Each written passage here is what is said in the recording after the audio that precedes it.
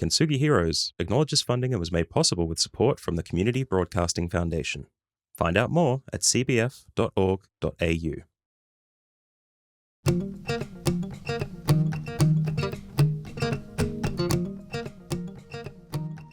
Welcome back to Kintsugi Heroes, helping people tell the stories they need to share so you can find the stories that you need to hear.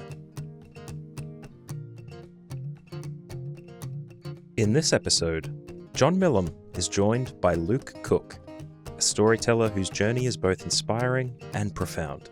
From his early days as Lightning Luke in radio to establishing his platform, Cuppa, Luke has continually sought to uplift and connect people through the power of sharing stories. Facing significant personal challenges, including the loss of his father at a young age and a tough period when he turned 39, Luke found strength in vulnerability and using his experiences to drive meaningful conversations and personal growth, offering valuable insights into dealing with trauma and adversity. Enjoy this one with Luke Cook. Ladies and gentlemen, and listeners to Kintsugi Heroes, it's another Stories That Matter session today, and I feel a little daunted today, right? Because we tell stories, and I'm talking to a storyteller, a man who has got an amazing platform and sharing an amazing collection of stories from experts and others, and making it, putting it out there in a really powerful way. So today I am overjoyed to introduce Luke Cook to Kintsugi Heroes. Welcome, Luke. Hello, John. I'm really looking forward to today's chat, my friend. I'm ready to go deep and share wisdom and insights and help anyone who's watching today. As a story host, man, that's like that. You couldn't hear better words, right? I love it's go deep or go home, as my philosophy, right? But I did want to start, like I normally we throw in a bio, right? And your bio is amazing, right? With lots of marketing and entrepreneurial stuff and success and challenge and then resurrection and success again, which is just awesome to set up from a business or interest point of view. But I've got to tell you, I have to ask you first up, without anything as a preview, how cool is it to have a photo out there with a young Luke Cook sandwiched between Chopper Read and Mark Jacko Jackson, right?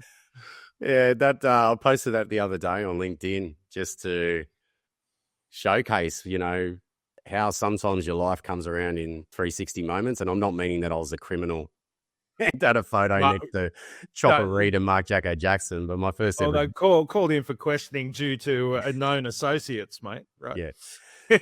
But my journey started as Lightning Luke on the streets of Sydney, handing out free cans of Coke for a radio station, and I got to meet some interesting people who came into the radio station, and one of those was Chopper Read and Mark Jacko Jackson, and there's a real funny story. That photo has got me with my hands crossed like that. yeah, doing the and Chopper. That's because sign. I said, Chopper, can I have a photo with you? He goes, only if you hold your hands like this, mate. And I said, whatever you want, Chopper, just let me there. Just you tell me. God knows how his sunglasses were staying on his head with no ears, but that was it was a good moment. Blue tack right here. Yeah. Right? Yeah. But it's I've hung around with some interesting people, like in all worlds of life, and each one of them, you look at them, they've all got their own story, right? And their story is unique to them, and that's the beautiful part of it. Whether it's good, bad, interesting, or small, it's still a story. Just having been called Lightning Luke on air, right? Is that did that shape something, right? As a young bloke, is that an important milestone? Well, I got my first radio station gig out of school. I was 19. I went for a job as a promo driver and working in the promotions team of a radio network. And I got the job, and I didn't know you had to drive a manual car. So I had to learn within a week on how to drive a manual car because I only got my driver's license on automatic. And wow.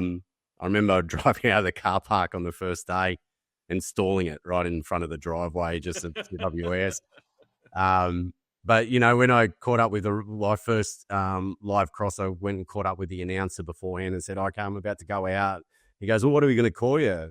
And I go, I don't know. He goes, what's your name? Luke. All right, Lightning Luke. That's it. We're going to do Lightning Luke. And that's how the name stuck. But I suppose I never strike twice. I never went to the same location twice. So.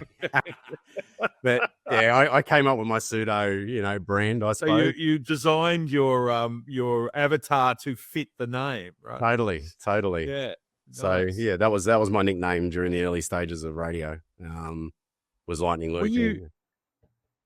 Sorry, mate. Yeah, as a kid going through school, were you destined to be like that upfront kind of promo guy? Did you have that in you, or was that a journey? Yeah, I was an only child as a kid.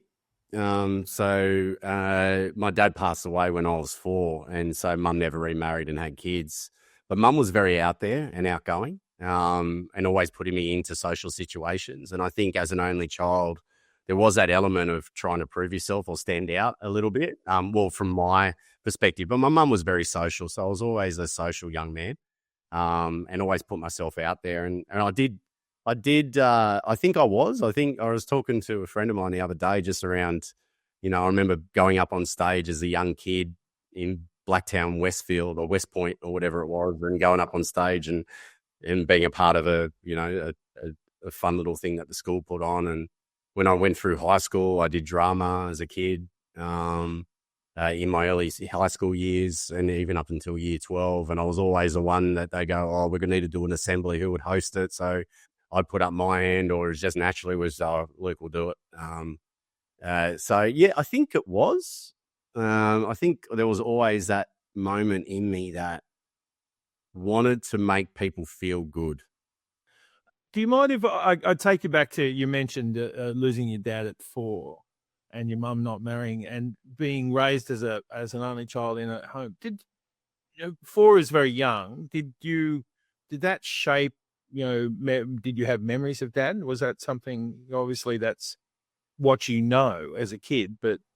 Yeah, I've reflected a lot around this, especially when I was 39, and I'll reference that now because the story will come back. But, as a kid, yeah, losing your dad at such a young age, you just don't know the impact that it has until later on in life, really. Because as a kid, and back then, there wasn't as many support mechanisms to support the widow or the kid. This was going back to 1985 when I was 4. And do I remember much about Dad?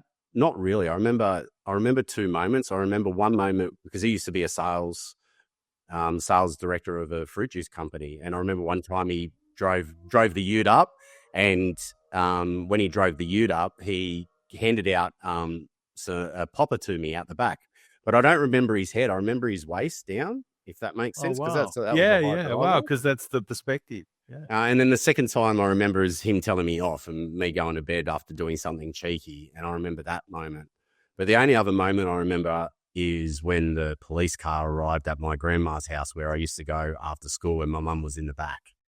And that moment, because I used to look outside the window waiting for mum to arrive in her car, and it wasn't her car that day, it was a police car. And I never forget that moment, because that was a life-changing moment that happened. And, my dad didn't leave us anything. Like, mum had to keep working and soldiering on as a single parent. And she didn't let me, throughout my whole life, let me go without anything. Like, she used to take me to rugby league games to support my footy team. I went to soccer matches, and, that's why I think, she never really remarried, was because, she put all her efforts into me, and that was her absolute focus, which, I'm grateful for 100%. But yeah, like when it hit me with my dad, I went throughout my whole teenage life, knowing that I didn't have my dad there for certain dates, certain things. So that hurt. And, that was always tough to see, like, father and son outings and all that type of stuff. Learning to drive and, all of that. Yeah. Shaving and Everything. But the biggest moment that happened for me was when I turned the same age as Dad. Wow. When he passed. That was 39. That was, I think sometimes in life, and you'll hear this narrative a lot today, but I see my life as a great big image which we don't know what that image is, many of us, and I don't still know fully, but that image is made up of individual pieces in our life. I call it like our big puzzle, and each piece represents a moment in our life. And sometimes those moments are good, bad, ugly, and small. I think with my dad's death, it was like that puzzle piece in my life that I try to hide underneath the couch and wait for the metaphorical vacuum to sweep it up so I could never deal with it. But when I turned 39, the same age as Dad, and I was going through some many life pivotal moments myself at that time, I had to sit with that piece and just really be with that moment of where can that piece fit in my puzzle now, instead of trying to hide it after all those years. And it took a lot of internal work to realize that, that piece still has a place in my puzzle, and it makes up one moment in my life. It doesn't define me, but all moments do make me. So I have to really know where it sits so I can move on. But yeah, 35 years it took me to really understand where that piece fit. So it doesn't always go. That's a massive moment of personal reflection and perhaps next leveling up, right? So, what did that give you back? What did you then? Yeah, so the big moment hit me, and there was 3 big moments that happened around that time. I lost the best mate, who was the father of 2 kids. I lost the best mate. My business stopped overnight. My previous business, before I started what I'm doing now, stopped overnight, and I turned 39, the same age as my dad. So I was left with no money because my business stopped overnight. I lost the best mate recently, who was also a dad, and I turned 39, the same age as my dad. So the moments that started playing in my head, John, were if I die tomorrow, I'm going to leave and I had a young family at that stage, I'm going to leave my kids with nothing. And that was a big component for me, was just that worried about, leaving my kids with nothing at all. And how I actually place that piece is I realized that, well, I'm already older than my dad, so I got another 39 years to look forward to. So how do I shift my thinking into thinking about things that are more, positive instead of negative? So it was a bit of a mindset shift. The other thing is I want to leave a legacy. I want my story to be told and captured. And so if I ever pass away, that my kids know who their dad is. So that's almost at the same time as when the new business that I thought about started. And here I am today with so much content, stories, to know that if I ever pass away, at least there's a story that because my biggest thing about my dad passing, mate, is I didn't know who he was. I didn't know his values. I didn't know him as a man. I didn't know his dreams. I didn't know what he loved, what he hated. I didn't know anything. And I just don't want that to happen for my girls. So that set me on a journey of, legacy building, I suppose. So if I ever pass away, my girls know who their dad is forever. And we live in an age now that we can capture that content really easily as well. That's amazing, mate. So did you seek to know your dad just to know you? Was that part of it? You get anecdotal stuff from, your mum and stuff like that. But until you hear it from the mouth of the person that you're trying to be, there's all that missing gap, because you can't get in the insights. You can't go deep on the quality of the conversation to get to the real why of how things are and who that person is. So I didn't go on a discovery to find out more about Dad. I went on a discovery to find out more about me from the lessons I've learned from life and how my dad's passing. So, go to that puzzle piece again. Each puzzle piece has connection points, right? Like each puzzle piece has those little holes or little things that connect to something else. Yeah. I found that those are, in every piece, it's about, well, what do you learn? What can you take forward and what can you act today? And that's how we can move forward to place that piece, is what can we learn and how can we move forward with that learning? And if we lose someone in our life that is so dear, each one of us can take a moment from that person that we can hold true into who we are as an individual, where that person is never really gone. We just move forward from that situation, living and breathing everything that person was. And And for me, that biggest learning was, well, life is precious. So I could have another 39 years in this life, and I want to make a difference. And I want my kids to know who their dad is. So that is my piece now, of being able to place my dad's piece to say, okay, now it fits in my puzzle, versus me not even dealing with it. Yeah. Wow. So how, what did that bring to the post 39? So you've sort of unlocked some things, but also, like you talk about values and knowing your values and so on. What did you want to do with that information? When I went through that moment with my dad, losing my best friend and losing my business, I did one thing that led me to this puzzle initiative, but I timelined my whole life, John. I timelined every major moment that happened in my life, the good and the bad. And I actually did that learning journey around every piece in my puzzle. And it always brought me back to like, how can I give to others? Like, how can I be that central voice of helping people? And when I lost my business through COVID, it was at that moment that I walked to the coffee shop after I timeline my life. And it's amazing. Like, once you timeline it, you see some of the pieces just fit.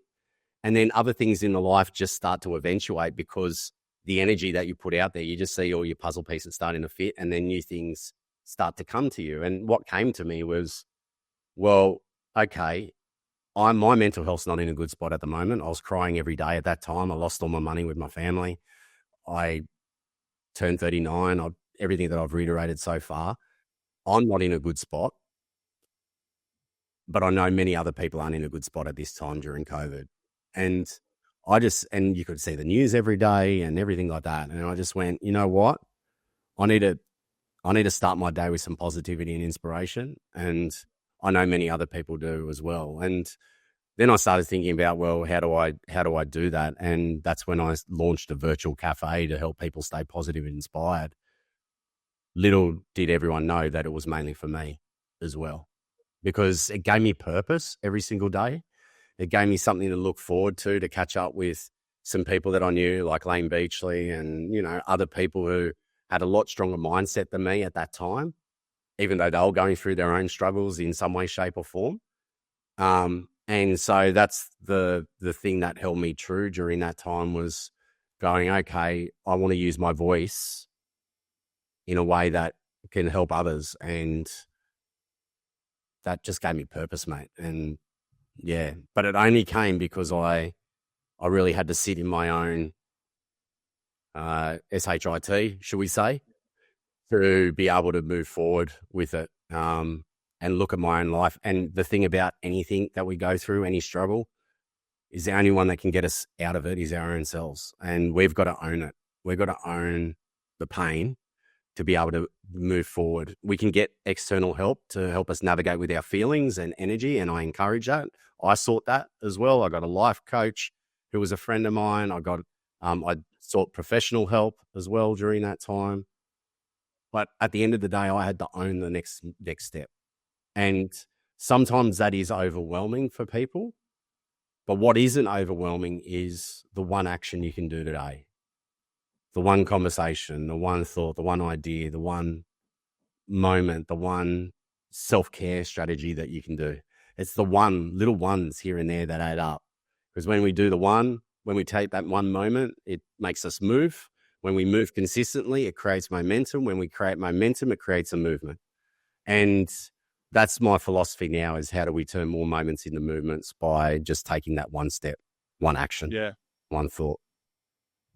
I love that. The moments to movements. That's a tagline excellence. But it's interesting how I love how you went to, you talked about needing to have the change internally, inside out, right, to make it work.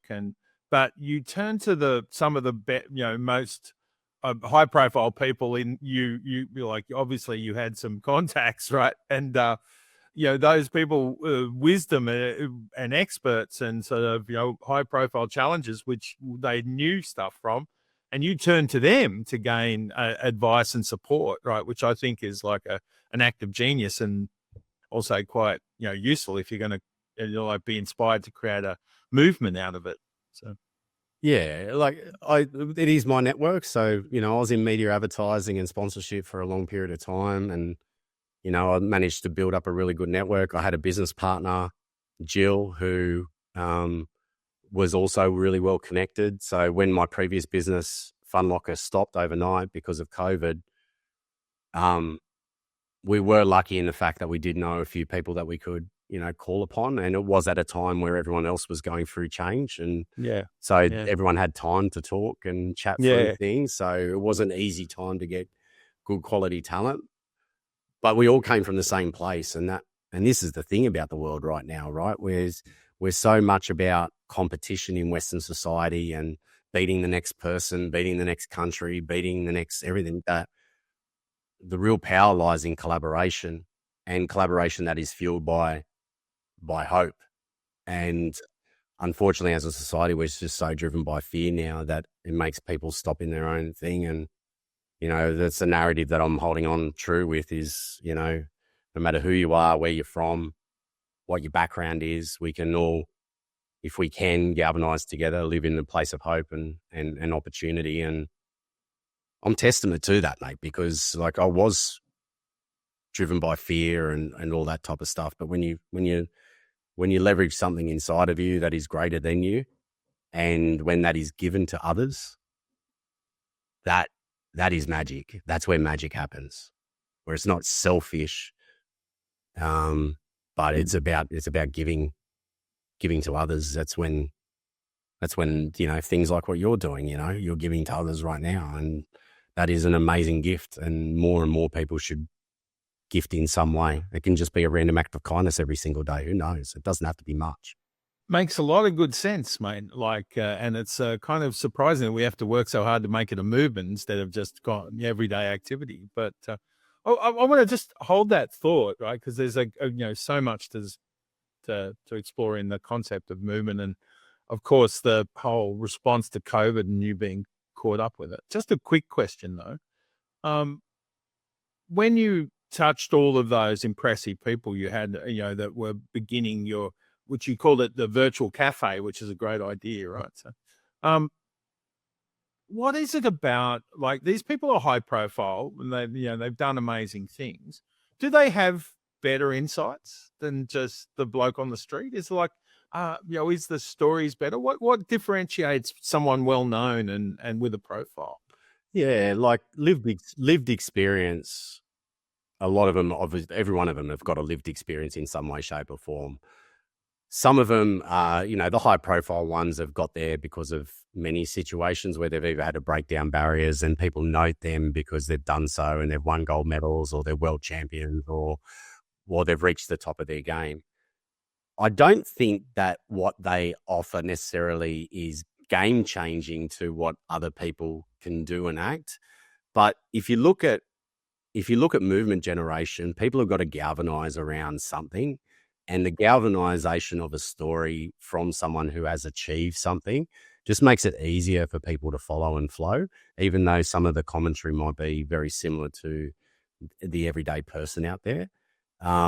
So I think they just have that natural gravitas to them that allows people to want to be part of that journey and can understand their story within the other person's story. And that linkage is important. I do want to state that, each one of us has an individual story, and that is the one thing that no one can take away from us. Our story is ours. It's intrinsically ours. It's our footprint in this world.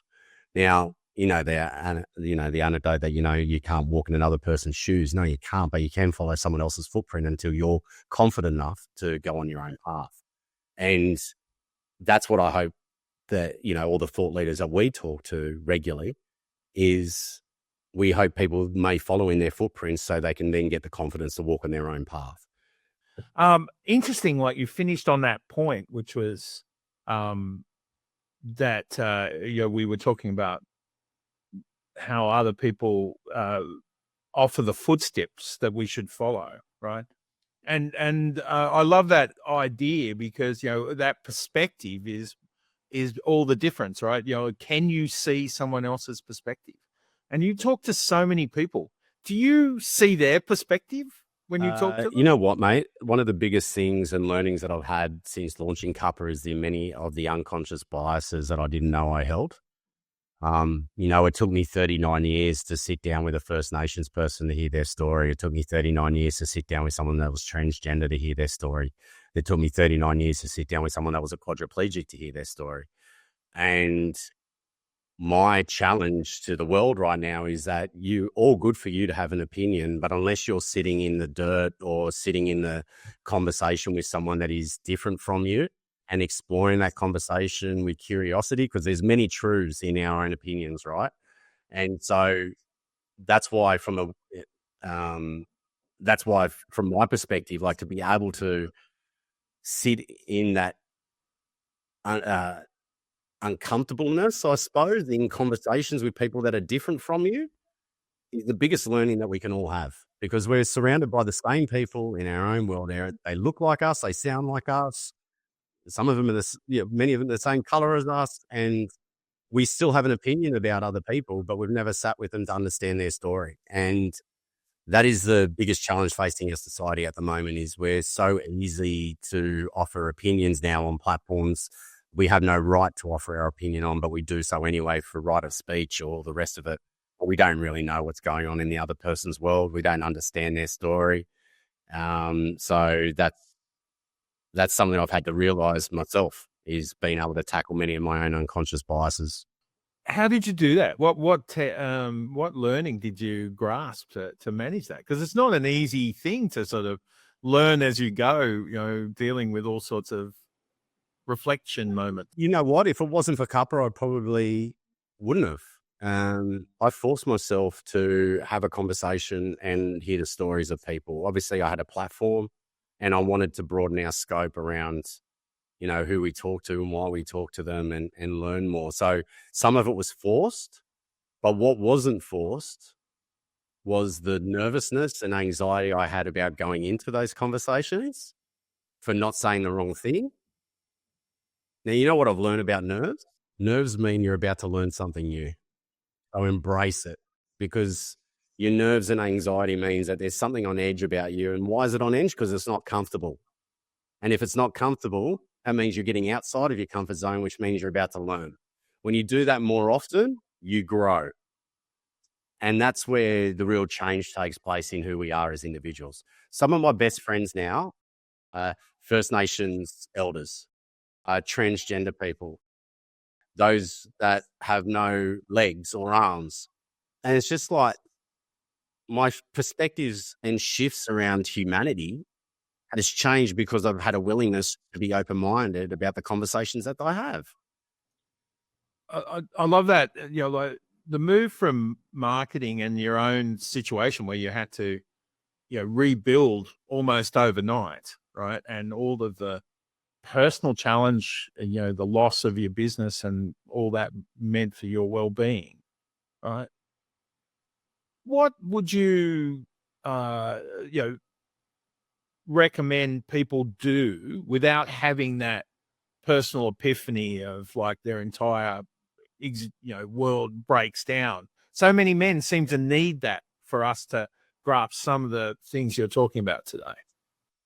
Yeah, like I'm a very big thinker, right? So for me, it was easy for me to go into big thinking, looking internal sort of components.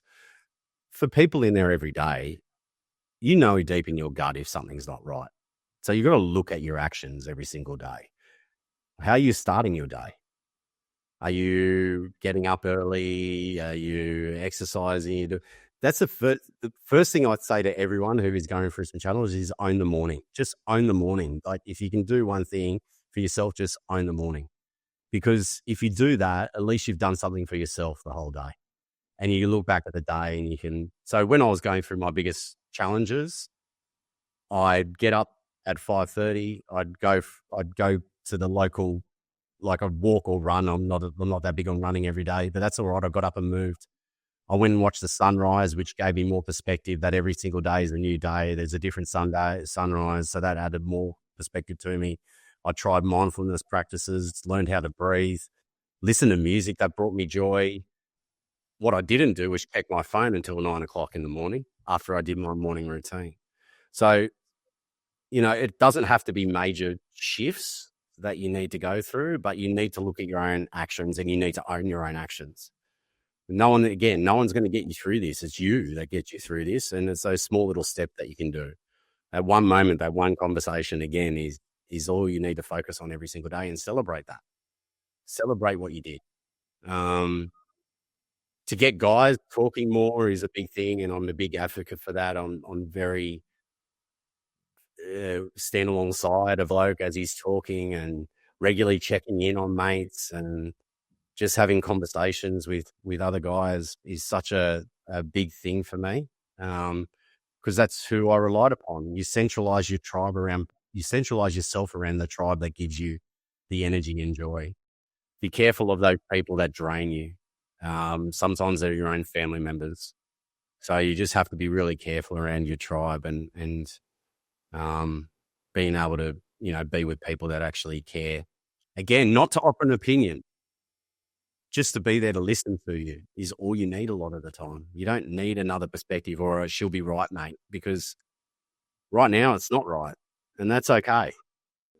Do you think it could be as simple as conversations, right? You're like, I love the idea of getting out and having conversations with people you wouldn't normally talk to, or if you've got, prejudice against, or just having a new experience with someone. I don't, we all seem to agree that social media isn't helping that, where it has to be sort of person to person, face to face, shoulder to shoulder. Those conversations could, we've got a lot of concern about men's mental health. You've spoken to experts on your chat, on your TV, on your streams. Could it be as simple as just learning to be better conversationalists and to have more of them? Yeah, we are I say that our conversational muscle has weakened to a point where we don't know how now to have conversations. The conversations that we do because of the way social media has trained us is very short, very to the point. We don't get to the depths of delivery because we're what's next mentality, and that is not helping with the younger generations as we're seeing coming through. It's very short form dopamine hits versus, in depth. The world's not going to change though. But we can change in how we deliver, and it might not mean that we need to have more conversations with so many people, because not everyone is my way inclined and very, very open. But if you've got 3 to 5 people, your close tribe, and they are your network of people that you can have in-depth conversations, not to bitch and moan and do all that type of stuff, but to get into the core of feelings, that is enough for a person. Like, just have 1 to 5 people. It's okay. I do think though that we are in a, and I put on a LinkedIn post today about how frustrated I am around the way that we connect these days, and how every one of us now, like a love language, has a connection language that I don't like to answer my phone anymore. So message me through WhatsApp or message me through Instagram, or there's no one line of communication anymore where there was previously. Our only line of communication was writing letters and having conversations with people. Then the phone came in, which extended the conversational opportunity, which was brilliant. And then then text message came in, and then people started using text more, and then emails came in, and, it's just been a constant evolution of broadening out our connection approach. And that has hindered us as a society. And it's no wonder why. You can blame social media all you want, and social media has got a massive thing of why we're at where we're at as a society. But it started way before social media. It's just the pain point has exploded because of social media, but we've been on this natural decline. And, that's probably one of the biggest lessons I've learned from First Nations wisdom, and how they, sit around a circle and yarn and tell stories. And, it's such a beautiful thing that, our solution has been underneath our feet for 60,000 years if we take the time to listen and learn. And we need to get back to those circles of yarning and conversations. And again, it doesn't have to be on a mass scale. It can just be with the people that are in your tribe that are good for you in that tribe. Yeah, just where the people are, the fire is, and the elders, and sit around and yarn. I love it, Mate, what stories have you walked in the footprints of that have really inspired you? What's the best stories you've heard? The First Nations wisdom one has definitely been probably one of the biggest eye-opening ones with me. Dr. Paul Callaghan, an Indigenous leader, wrote the book called The Dreaming Path. I went all in on that book just to tackle many unconscious biases, but also learn from First Nations wisdom. So that's definitely one. I get so much value out of people like Lane Beachley in particular, who's a really good close friend of mine now, and just hearing her narrative, how, you know, even though she won 7 World Cups or World Championships, she did 5 of them in fear and only 2 of them in love. So it also shows that even at the top end of your game, you don't always have everything in order. And she just, the way that she speaks just naturally cuts through for me. Who else? You know, someone like Jill Hicks, the London bombing survivor. I'm really good friends with Jill, and I chat to her like I chatted to her today. But perspectives on life from her, like how your life can be turned upside down in most dramatic way, where she was one person in between the bomber and she managed to survive. But the perspective of life and the shifts that occur because of moments that are just totally out of your control, and how you deal with that. And so, like, there's so many stories that have really guided my path. But like that perspective shift is quite a big one, because there is so many people that are probably doing it harder than you, and that commentary of this too shall pass is always there, you know, like, and that's the thing about the moments that happen in our life, is they do pass. They do. What stories do you want to capture? What stories do you want to tell? Yes. Yeah. The narrative that I want to see happen is for everyone to realize that every individual moment can turn into a positive movement of change, whether that's within yourself, whether that's in workplaces, or whether that's in broader society. And I think sometimes we just overcomplicate life and what's important. And one of the things that I always carry now is the decision-making process that I carry within myself is it important for future me? As in, am I faced with something that is important with future me? Is it my health? Is it my well-being? Is it money? Is it career? And the other perspective now that I have is what's important for future we. And future we is for society and our families and our communities. And if we can live our life looking at how we can make a positive impact in both future me and future we, and spend most of our time in those moments versus doom scrolling and doing other components, and we would be in a better position. So for me, this whole moments to movements narrative is something that I'm carrying on next year, and wanting to guide as many people as possible through the storytelling that I do, and catching up with people who have turned their moments into positive movements of change. And I want Cuppa.tv to be the engine room behind all moments to movements. I want to start tackling some big societal issues and seeing how we can make more of a positive difference in this world by turning ideas into documentaries, TV shows, podcasts, courses, events, content, all with that ethos of making a difference. My favorite quote, John, at the moment is the Dalai Lama quote that if you think you're too small to make a difference, try sleeping with a mosquito. And I'm buzzing at the moment, and I want people to turn on the light, not to squash me, but to realize that that noise is the earning for them to be doing something better for the world, better for themselves, better for the community that they serve. And so that quote to me is one little internal driving force at the moment to buzz really loud. And so you're saying that to yourself every day, giving yourself the buzz? I say it to every conversation I almost do. Why? Learning only happens when we embody everything that we say about who we are and how we act. Now, that internal narrative a lot of the times knocks us down and cripples us. And don't get me wrong, I'm still driven by Bob, Bob's my internal voice that keeps on talking to me in a negative way. But being able to cement our thinking around whether it's quotes or affirmations or thoughts or the connections that we do, and we embody everything that we talk about, and we act upon everything that we talk about, not just embody, but do, that's when real change takes place. Like I look at it and go, most people are aware about situations of importance.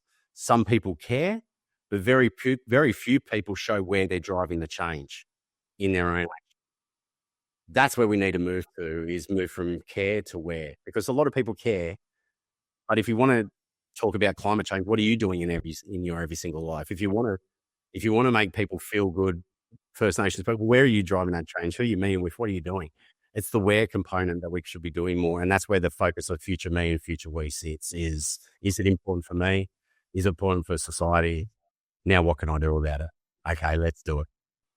Yeah, I love that. I listen to the idea that empathy, everyone's talking empathy, but I sign on to some ideas that empathy isn't enough. We need to go to compassion, which is empathy plus commitment plus action. Like we need more, we need to take it to the next level to make it real. Yeah, totally. Awareness is the beginning of the journey. It's not the purpose. So love that. What are you personally looking forward to? I'm looking forward to looking in my daughter's eyes in the next 20 years' time, saying, look what's changed because of the actions that I've started. Not only do I have to develop them strongly enough to be the women that they deserve to be and have the equal rights that they deserve to be, but I can't stand here, talk to you today without me knowing that I've put 100% effort into trying to fix the world as well around them versus themselves. And that's my future we, right? They're part of my community. That is my family. That is my community. And so that's what I'm looking forward to, is in 20 years' time, or even whatever that year's time is, that I know that I've done everything I can to leave them in a better world than what is potentially there if I don't do anything at all. And I noticed like November, it's now summer, it's turned into December, but the one thing at America I'm pleased about from America is the concept of Thanksgiving. But Thanksgiving is a kind of selfish idea. I don't want to give thanks for what I've got. I want to be grateful. I was just wondering, like your Cup of TV is an amazing platform. You must be excited about what's happening with Cup of TV and the prospects and all that's happening in your life. What do you like everyone to know about gratitude and what they should be grateful for? I think we've become a little bit of a thankless society in some parts, where we just expect things to happen for us without saying thanks. It takes that little random act of just thinking more about others than yourself. And I think it underpins every bit of hope that we have for our future, is to have more gratitude in our lives, in gratitude in who we are, as in saying thanks for who I am and what I achieved today, to saying thanks to someone else for a great podcast that they're doing or video blog that they're doing, like you are, John, to saying thanks to the person that, is always there to support us. And it's just the little things that we can be doing better. The one encouragement I want everyone to do, like if they're watching this, is just send someone a text saying that, hey, I love you, and just thinking of you. Or give them a call. They probably won't answer, by the way, but give them a call. It's just those little moments, It's the one little actions. They make a big difference. I love that, mate. We can change the world by thanking a bus driver. And, I love that movement where you let someone in and give them a wave in the car, as it's almost like the antidote to road rage. Maybe they're the things that'll save us, right? Those little moments. It's a smile that you give to someone walking down the street. They could be having the worst day ever, and you give them a smile, and they've been seen and heard. I think, going back to that video that I did on LinkedIn just before about, I could call 20 people in one day, and maybe one person will pick up their phone, maybe two will call me back. Some may acknowledge my text, but then others don't even do anything at all. You don't know what's on the other line. You don't know if I'm in my worst state. You could save a life by just acknowledging, hey, are you okay? And that's what I want people to do, is this is why this whole thanks and gratitude thing is, you don't have to answer the phone call. You don't have to return it. Just acknowledge the person and their worth that they've tried to reach out to you. And the more that we can acknowledge someone in our lives by saying thanks or just saying, hey, I'm here, they're the things that we can control. Because there's so many things that we can't. We can't control the US elections. We can't control many factors in our lives. What we can control is how we show up, how we act, and what we do. And that is our own North Star, I suppose. And I think, mate, that is definitely something we should turn into a movement. So, but I love your philosophy, mate. I love what you've done with Cup of TV. I recommend everyone give it a look for amazing stuff. And just I want to thank you, Luke, for sharing your valuable time and incredible insight and story. Thanks, brother. Mate, it's been an absolute pleasure, and I really do appreciate, everything that you're doing as well, and part of the incredible business that you're in, because, the organization that you're in can serve so much to the community. And it's such great to be able to hold space like this with people who care and want to see a better world. And the more stories like this that can go out into the world, the better.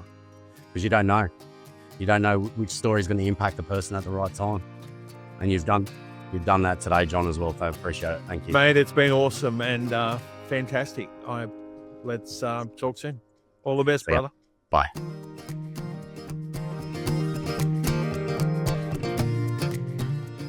Thank you for listening to this episode of Kintsugi Heroes. Thank you to Colin Lilly for permission to use Broken as our theme music for this series.